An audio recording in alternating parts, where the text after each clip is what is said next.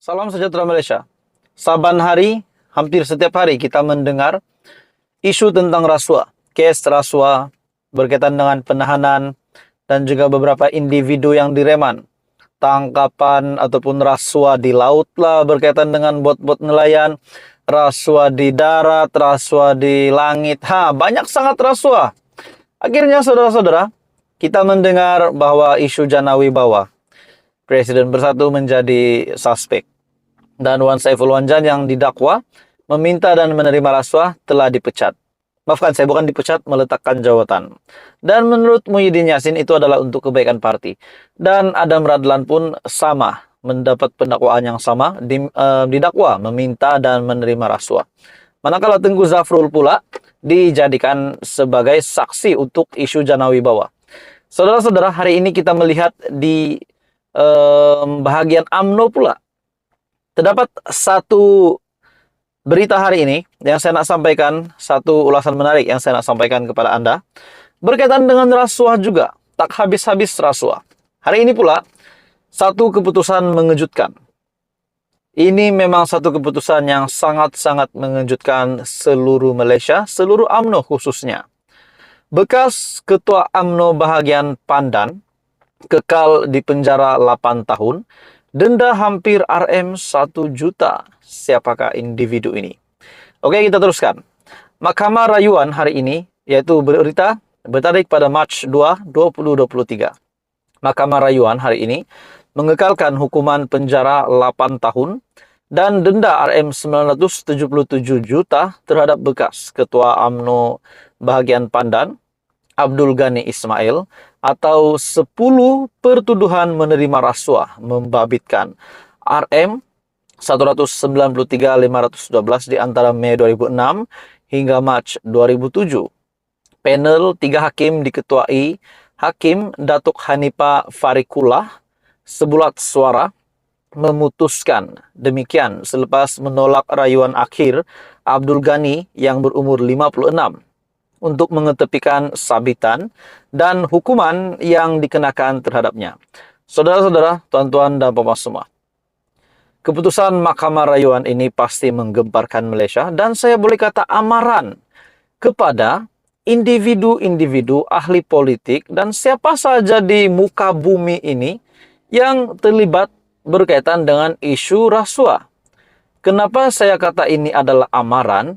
Disebabkan ini sudah menjadi bukti bahwa sesiapa yang bersalah, ini kan pula yang terlibat dengan rasuah, tetap akan dikenakan tindakan.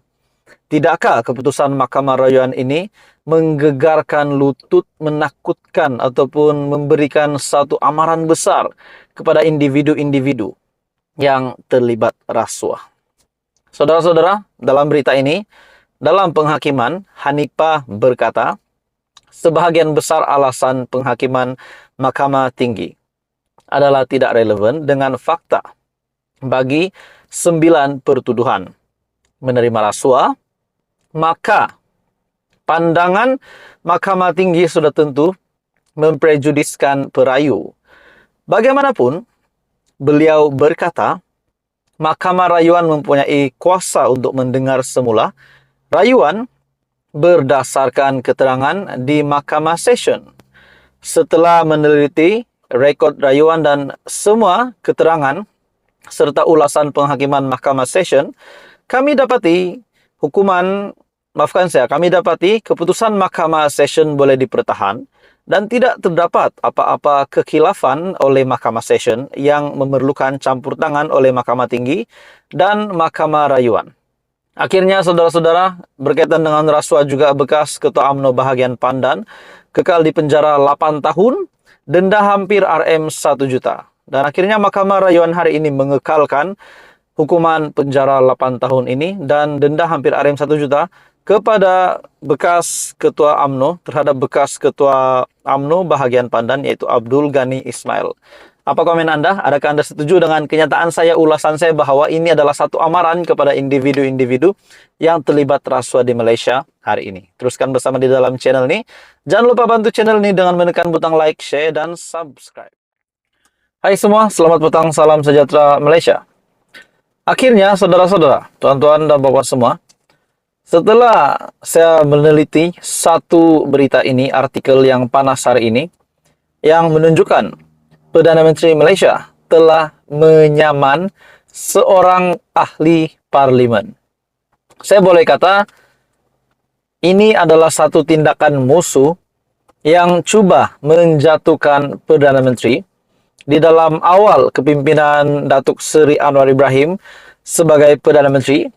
Akhirnya, cubaan untuk menjatuhkan ataupun menggulingkan Anwar Ibrahim gagal dan beliau akhirnya disaman.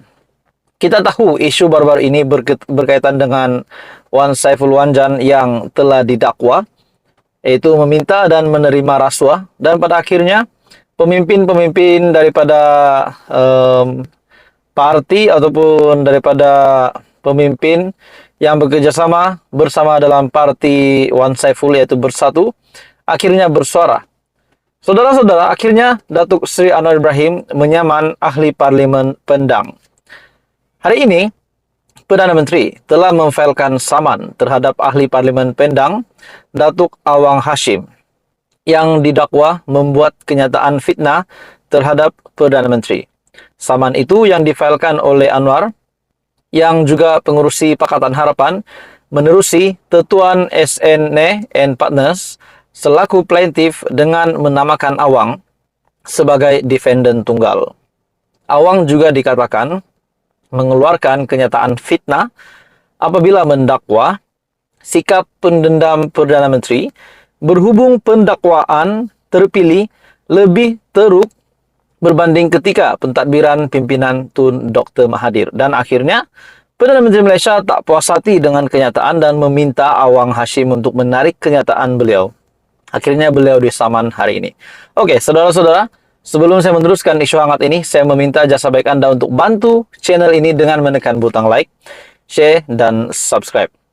Oke, saudara-saudara semua, berdasarkan pernyataan tuntutan, Anwar berkata, defendant dengan sengaja memfitnah walaupun plaintiff sudah menafikan secara terbuka dan pada realitinya tidak mencampuri tugas serta kuasa agensi penguatkuasaan dan jabatan peguam negara.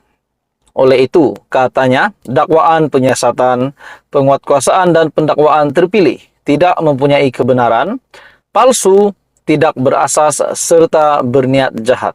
Oke, saudara-saudara semua, menurut Anda, adakah kenyataan Awang Hashim ini bermotifkan permusuhan politik ataupun memang bermotifkan kebenaran ataupun keadilan yang sesungguhnya?